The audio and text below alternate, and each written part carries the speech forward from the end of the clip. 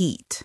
A crowded street market that smelled of fried plantain and diesel, a merchant laughing too loudly, and a woman offering change as if she could stop time. Samira almost did not notice the small white envelope that slipped from Maurice's pocket as he reached for his wallet. He did not notice because he was smiling at her the way he had smiled the whole week, like a man who believed in his own promises. She noticed because the sun caught the edge of paper and it flashed exactly like a warning. "Hey, did you drop something?" she asked, voice low, fingers closing on the paper. "No, I think it is mine," he said, casual, trying to bend without colliding with the chaos of the market. "Let me see," said the woman at the stall, hand steady and eyes bright, and for a second Samira felt invisible and then exposed. The envelope had a name and a date that did not belong to any ordinary errand. In that moment, she could not have known that a 10 naira bill and a folded piece of paper would become a fault line beneath their marriage. In that moment, she thought she had a husband who meant what he said. That afternoon, she would learn the difference between a promise and a life built of hidden rooms. Let me go back to the beginning. Samira grew up in a house where the radio was always on, where her mother Aisha hummed Kannywood songs while oil hissed in a pan, and where her father Musa kept a ledger of promises and debts on yellow paper. As a child, she learned to read faces before words, to measure the weight of a quiet with the same precision she measured spices for jollof. She left school with a scholarship and a suitcase, and she trained as a communications officer at a private clinic where crisp uniforms and precise records had value. She loved numbers because they were honest, because they did not require explanation. But she also carried a small fracture from adolescence, the memory of a brother who left without saying goodbye, an absence that made her value the letters people wrote and the traces they left. Her childhood shaped a woman who trusted properly documented facts and who treated promises like contracts. That trust made her careful and generous, but also made betrayals sharp like a cut the size of a ledger entry. Maurice was a man who learned to charm with his hands as much as with his words. He grew up in Lagos in a 2-room flat where his mother Kemi worked long days and his uncle Hakeem told stories like they were investments. His schooling had been uneven, bright bursts of talent and long stretches of survival. He had an early job delivering parcels and later a push into sales where he learned to count on a smile to open doors. He loved the theater of small gestures, the way a correctly timed laugh could disguise a mistake. He had a history of promises made loudly and broken quietly, a series of relationships in which he patched things together and moved on. The memory of his father leaving town without paying a debt left him with both resentment and a taste for proving he could win. When he met Samira, he thought he had found the stillness that kept him honest. He promised fidelity in ways that sounded like vows and like bargaining chips, and he convinced himself that some past patterns were behind him. He was not a villain at birth. He was someone who learned to hide what he considered collateral until it was too late. Their wedding had been a small ceremony at Pastor Ibrahim's church, a day full of white cloth that smelled faintly of starch and lilies, and music that made Samira dizzy with a joy she would later wish to bottle. Friends like Emeka from work stood near, clapping hearts out. Fatima, her sister, wiping a smear of lipstick from Samira's cheek. The reception had matronly aunties offering advice that tasted like cola nut and old recipes. They promised each other a life of partnership and a home full of children and laughter. Maurice promised that he would never make Samira feel small in front of family, that he would not hide messages or receipts, that his eyes would be her compass. That was his oath. For the first months, it seemed true. He brought coffee to her desk, he called when he was late, he created small rituals that became their scaffolding. Samira felt safe enough to fold her worries into a drawer and stop checking the lint in his pockets. At home, Domestic patterns formed like slow tapestries. Samira liked morning routines and the way sunlight reached their living room rug. She cooked and left notes on the fridge that Maurice tore into tiny hearts and saved in his drawer. They had neighbors who were part of their weekly life, like Damilola, who always borrowed sugar, and Kemi from next door, who fed their cats when they were away. There were small conflicts, of course. One afternoon, their bills arrived with a higher number because Emeka had approved overtime that had not been recorded properly. "You are not listening," Samira said, agitation in her voice. "I pay attention," Maurice replied, voice soft, trying to reconcile urgency with charm. They argued about small things, as if rehearsing for bigger fights, phrases thrown like pebbles that sometimes found the windows. Yet each night they shared a quiet where smiling could reset the day. The community felt like a safety net, and also a gallery of observers who knew their faces and had opinions. Maurice's job had momentum. He worked for a media distribution company. He managed client accounts and charmed potential partners with a mixture of caffeine and smooth talk. In the office, his manager Emeka praised his pitches and assigned him key clients. Samira admired his talent to listen and to pitch, and she felt proud when colleagues mentioned his name with admiration. Multicolored banners in the conference room, the click of laptop keys, the smell of stale coffee and printer toner created his professional texture. There were late nights when he came home with the smell of the road on his jacket and a story about a contract almost won. "We could move next year," he would say, voice tired and hopeful. "We could buy a place with space for a child." These plans acted like scaffolding for Samira's dreams, and she started saving the coins she found at the bottom of her purse. But Maurice also had a side of him that never liked to talk about finances in detail, a habit that started as a way to protect himself from shame at debts he had once accumulated. He would deflect with jokes, or he would offer to handle things without showing the numbers. Samira noticed, but she accepted his confidence like a temporary discomfort, convinced that love would iron out small creases.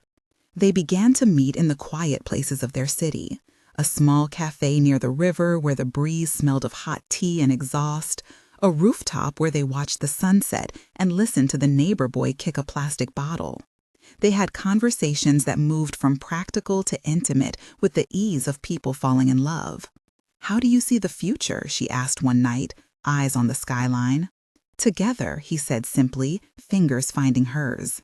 There were longer exchanges, 8 or 9 small promises during those walks, each one building a mosaic. He said he loved her family, that he admired her dedication, that he would never make her feel alone. She spoke about her fear of abandonment, and he listened with that particular focus that can feel like religion. They made small pacts about honesty and named a few boundaries about friendships and places. In the soft challenges of those walks, they tested each other, laughed at clumsy jokes, and formed rituals like sharing an ice cream cone on rainy days. Then came the decision to get married. Maurice planned it with a care that felt sincere. He took Samira to a quiet restaurant that smelled of cilantro and garlic, with a light jazz track that softened the clatter of plates. He placed a small velvet box on the table and opened it with hands that trembled. "Will you marry me?" he asked, and the question hung between them like a promise made public. She answered with a long yes that tasted of relief and fear mixed together. They told their parents. Aisha wept with happiness and then turned quickly to practicalities, names and finances, advice about ceremonies and dowries. Musa was quiet, but his eyes shone with a father pride. They celebrated with a modest party where Fatima danced like a whirlwind and Damilola brought a red velvet cake. The engagement was a small ceremony that required witnesses and signatures and the approval of both families. Hands clasped, vows whispered, and neighbors like Kemi and Pastor Ibrahim gave their blessings. The day felt like a contract signed in light. Marriage created a new routine and also revealed small fissures. They learned each other in greater detail, The way Maurice left his keys on the table, the way Samira organized receipts. There were evenings when the sound of the television seemed to keep secrets, when Maurice's phone vibrated with messages he dismissed as work. They invited friends for dinner, had Zanzibar incense for a Saturday ritual, and argued about household chores in a way that was both tender and cutting. Samira mother Aisha visited often and offered advice that sometimes felt like judgment. "Marriage is work," she would say, stirring a pot. "You must be steady." Friends like Emeka and Hakeem offered opinions that ranged from amused to alarmed when they saw Maurice slipping into silence during family gatherings. They named specific behaviors, and Samira tried to map suspicion with the logic she had cultivated in her childhood ledger. She began to notice little proof items that made her uneasy: a message deleted too quickly, a bracelet she did not recognize, a lingering scent on his collar. Those small details nagged like a mosquito at night. She confronted him gently at first, then with more insistence. "Who is Zara?" she asked one evening, seeing a name in his call log. "Just a client," he answered, too quickly. "You call too many women clients," she said, voice low. He laughed, a short sound that did not reassure her. The second person entered their life like a weather change. Zara worked in retail and had met Maurice on a business errand. She had a laugh that seemed to belong to other cities and a bracelet with blue stones that clicked when she moved her wrist. At first, she was a name in his phone, and then a face in a photograph, and later a presence in a corner of town. Samira noticed the changes in texture, like a thread pulled across the surface of a rug. There were texts sent at odd hours with words that hinted at familiarity, and images of places Samira had not visited. "She is a client and nothing else," Maurice insisted, but his arguments had the softness of someone protecting an open wound. There were moments when he would erase a message and then act irritated when questioned. Zara appeared in 3 scenes that would later be replayed in family gossip. Damilola saw her laughing at the market, Emeka saw her at a networking event, and Kemi noticed Maurice leaving a restaurant with a handbag that smelled faintly of sandalwood. Each witness added a layer of rumor, and each layer made Samira feel heavier. The first public complaint arrived in the form of a bracelet. Fatima came to visit and noticed a blue bracelet on Maurice's wrist. During Sunday lunch, "Where did you get that?" she asked, half joking. "From the client," Maurice deflected. The mention spread quickly like a wet cloth through brittle gossip. Neighbors spoke quietly at the fence, and friends asked questions with polite faces. Samira began to feel observed. Her sister looked at her in a way that searched for confirmation. "Are you okay?" Fatima asked, eyes searching. "I am fine," Samira said, but the word was thin. It is at this point that a small public moment escalates, when ordinary neighbors become jurors and every minor detail is reinterpreted. She started to collect things the way someone would collect evidence, not wanting to be blindsided. Receipts, messages, the wrapper of a perfume sample. Her awareness sharpened, and the market that had once felt ordinary now seemed like a place of clues. "Now I want to ask you something you should answer in the comments. If you had found an unexpected item that suggested your partner was keeping a second life, what would you do? Would you confront immediately, or would you collect proof and wait? Please start your answer with, 'I would confront,' or 'I would wait,' and explain why. Your words can help others who are living with the same doubt. I read every comment, and sometimes I share lessons I learned from you. Now, back to the story. Please stay with me." Samira took to watching Maurice with the careful attention of someone who had learned to read a ledger. She asked about small things and watched the way he shifted. The conversations that followed were long exchanges with at least 8 shifts in tone, admission, and denial. "Who is she?" she demanded one night, pushing a cup across the table with hands that trembled. "A friend at work," Maurice said, eyes steady. You told me you had no close friends at work, Samira replied, voice even but sharp. We are colleagues, he insisted. Do colleagues give bracelets and send late messages? She asked, the voice breaking into pieces. It was just a thing, he said, tone pleading. What thing? She pushed. It meant nothing, he offered. It meant something because it bothered you, she answered. I did not mean to hurt you, he said. Do you understand what it does to me to find an envelope in the market? She asked. I am sorry, he said, and the apology felt at once like balm and a poor patch. They went back and forth with pauses and physical gestures, with small details of smell and sound entering the room. The aroma of burning rice when Samira boiled water too long, the distant horn of a bus, the soft rustle of his suit sleeve as he reached for a cigarette and then stopped. Those sensory markers became punctuation to their dialogue. There were moments of tension that changed the course of their days. One such moment lasted like a storm in compressed time. Samira had followed a thread to a receipt to a small guest house on the edge of town. She arrived early in the morning, the sun still low, the air smelling of damp earth and the laundry soap from the guest house staff. She saw Maurice leaving with a bag, his face registering a flash of surprise and then a steadiness he tried to claim as resolve. She confronted him in the car park with voices raised and the echo of her own breath loud in her ears. People watched.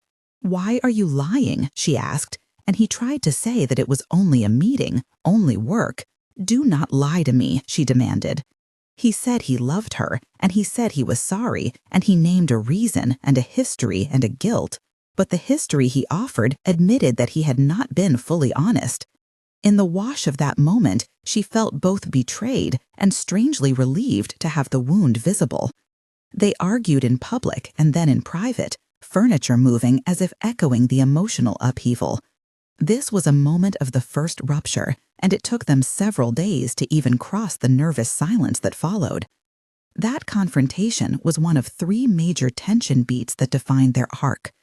A second tension moment arrived in the form of an accusation from Fatima, who had seen a message on Maurice's phone when he left it briefly charging on the kitchen counter.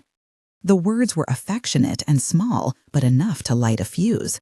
When Samira asked, Maurice tried to explain about an old relationship and about mistakes made while younger. I was lonely once, he said, trying to frame his error in a story of past survival. I did not mean to hurt you now. She felt the ground tilt again. For 2 nights she could not sleep, and the city noises seemed too loud, like gossip amplified by tin roofs. She imagined scenarios and replayed conversations like someone studying a case file. The inner voice that had learned to demand evidence gained new volume. This was the second main tension, and it lasted in a different way, because it involved private words made public in a small domestic space, and it required a different kind of decision. The third moment was when evidence could no longer be ignored. Samira found a bank transfer that did not match any utility expense. It was small enough to be plausible and large enough to be meaningful. She confronted him, and he stammered, then admitted to lending money he should not have and to being ashamed. His confession was partial and also protective. He explained that he had helped someone from his past who had been in trouble, that he had believed he was doing the right thing. The explanation had the ring of truth and the softness of rationalization. Samira felt that their vows were now tested not by grand betrayals, but by a slow erosion that came from choices kept secret. Each moment of tension demanded 2 to 3 paragraphs of internal processing decisions about leaving and staying. She weighed community judgment, the memory of her father Ledger, and a small faith in the man who could also show tenderness by bringing her coffee. It was a calculus that demanded concrete steps. Practical processes became necessary. They consulted Pastor Ibrahim about marital counseling, and Samira asked for access to Maurice's accounts to understand the transfers. She learned how to request a bank statement formally with a written letter to the bank, to ask only for transactions in a specific range, and to request supporting documentation from the merchant. The process of requesting a bank statement required identity verification, a signed consent, or a court order if the account was not jointly held, and it could take up to 7 business days for the bank to process the retrieval and print signed copies. The formal steps were mundane, but they carried weight, and the explanation of how to access financial records without violating legal privacy made their conflict feel less theatrical and more procedural. They entered couples counseling with sessions that were long and full of dialogue. The counselor was a woman named Zainab who guided them through structured conversations, telling Maurice to describe his actions and Samira to express how each discovery felt in her body. The sessions included breathing exercises and exercises where each person had 30 seconds uninterrupted to speak. They did role play, name memories, and bridge the gap with actions. At first, Maurice resisted. Then he began to accept the process. He agreed to close accounts he had opened alone and to create a shared ledger where both could see expenses. This technical step was explained in detail: how to set up a joint budgeting app that required 2-step verification, and how to reconcile monthly statements with receipts. The transparency felt like a fragile repair. There were moments when community pressure intensified the conflict. Neighbors like Kemi and Damalola offered advice that sometimes helped and sometimes inflamed. Emeka at the office mentioned the gossip in the staff room, and Maurice felt the shame of a personal story becoming a public rumor. Friends like Hakeem gave quiet counsel and suggested patience, while Fatima advocated for immediate action that would protect Samira's dignity. The interactions with these secondary characters were specific. Kemi brought over a pot of soup. Pastor Ibrahim arranged a private meeting. Emeka lent Samira a book on communication technique. Damalola sent supportive texts at 2 a.m, and Hakeem tried to mediate. Each had an action and a name and a reaction that shaped the emotional landscape. The public confrontation that forced the rupture came on a Sunday when cousins were present and when an envelope with receipts was presented at the table. Family members watched like a chorus without a script. "Why would you hide this?" Samira asked with a voice thick as syrup. Maurice explained that he had been helping someone he had known for years and that the details were messy. "You promised me transparency," she reminded him. "I know," he said. "I failed in that way, and I am sorry." She packed a small bag and left the house that night because the presence of witnesses had turned the intimacy of their marriage into performance. The departure was messy and public, and it made their separation both real and symbolic. When she left, the neighbors commented and called different family members. "He will come back," some said. "She deserves better," others said. The community spoke, and the couple felt the gravity of being seen. After the rupture, there was a period of silence and then a fragile negotiation. Maurice stayed at a guest house for a week and called daily with messages that alternated between guilt and practical offers. He came to the house with apologies and with the documents he had signed to show he would close certain accounts. He offered to attend extra counseling and to be accountable to Pastor Ibrahim. In one long conversation of 11 exchanges, he explained his history with the person he had helped and the reasons he had been ashamed. "I was trying to be the man who saved someone," he said. "I thought I could do it without hurting you." "You should have told me," she answered. "I know," he replied. "I failed you." "Why?" she insisted. "Because I did not want to look weak," he confessed. "Your shame made my life secret," she said, voice small. The admissions and negotiations were slow, and their interactions were full of sensory details, like the smell of the guest house bed linen, the sound of cars outside the window, and the way sunlight hit his hands when he wrote a list of steps to repair trust. There were legal and practical details to resolve as the tension eased into a plan. When they decided to rebuild, they set clear rules: shared finances, scheduled check-ins, and concrete demonstrations of commitment. Maurice agreed to meet with a financial advisor and to provide receipts for charitable giving as proof. The process of arranging a formal mediation required filling out paperwork, signing a memorandum of understanding, and agreeing to follow-up sessions. The mediation document recorded commitments like joint budgeting, the closure of certain accounts, and a pledge to attend counseling for 6 months. The explanation of the mediation steps included a note that such documents are not always legally enforceable, but they work as a moral contract and a way to clarify expectations. The technical detail of how to draft a memorandum in their local context involved naming the parties, setting clear dates and signatures, and, when needed, registering it with a local community leader for social accountability. Moments of decision were crucial, and each came with a short internal monologue that revealed Samira thinking in ledger terms and in phrases that repeated like a refrain. You remember the smell of fried plantain. You remember the envelope. You remember the promise. She weighed the physical evidence against the person she loved. She asked herself whether love was enough to repair trust and whether transparency could be a new foundation. The decision to stay was not instantaneous.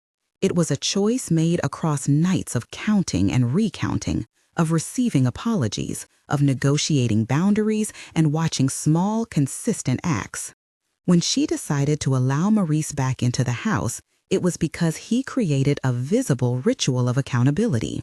He compiled bank statements he had consented to share, and he placed them in a neat folder on the kitchen table. He signed the memorandum in front of Pastor Abraham, and he agreed to return a bracelet he had been keeping. That public act, accompanied by a testy confession and a private apology, became the proof she demanded.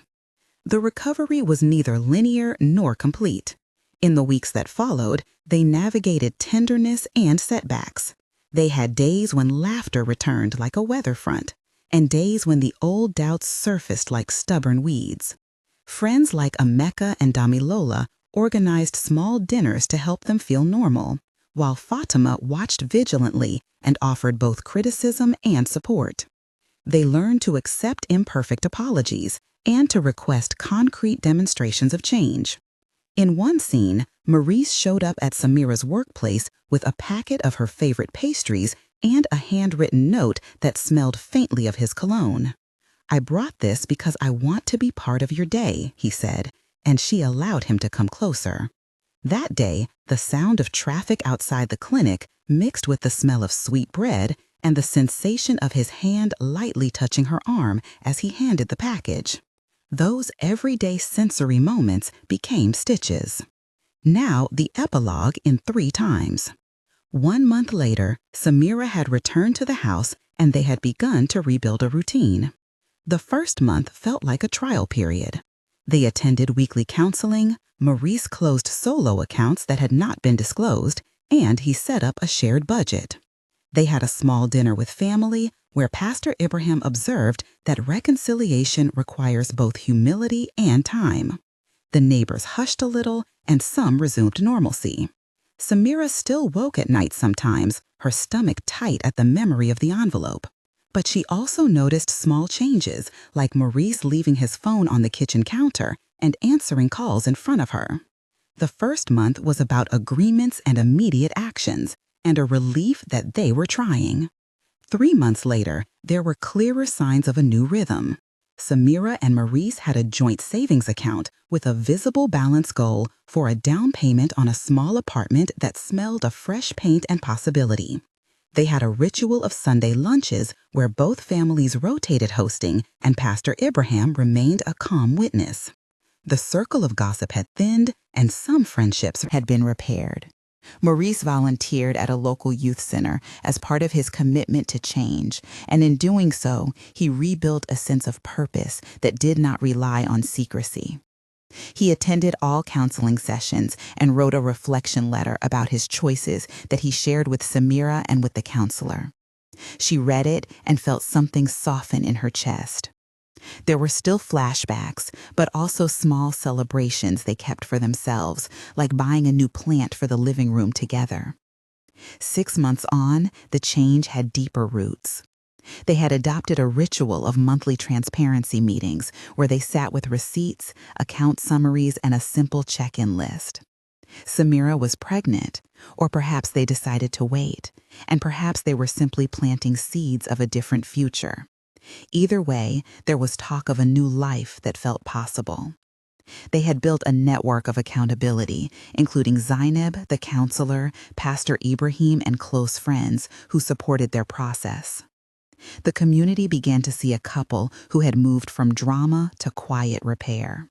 Maurice had demonstrated his commitment through sustained actions. He had repaid debts he had created and had created an emergency fund in the joint account.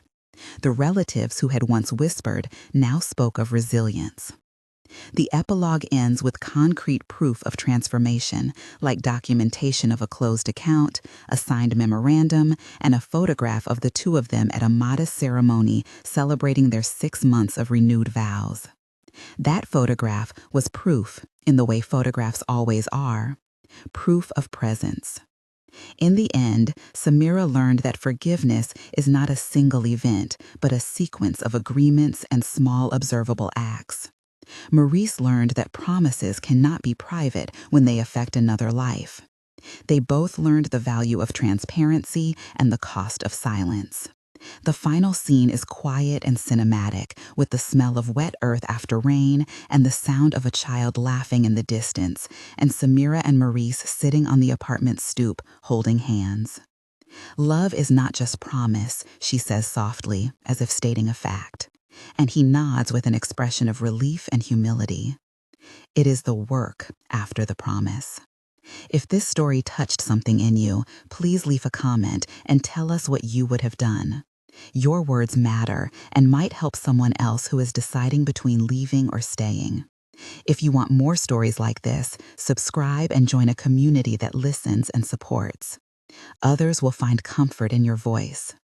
Thank you for staying with this story and for witnessing the hard work of little acts that build trust again.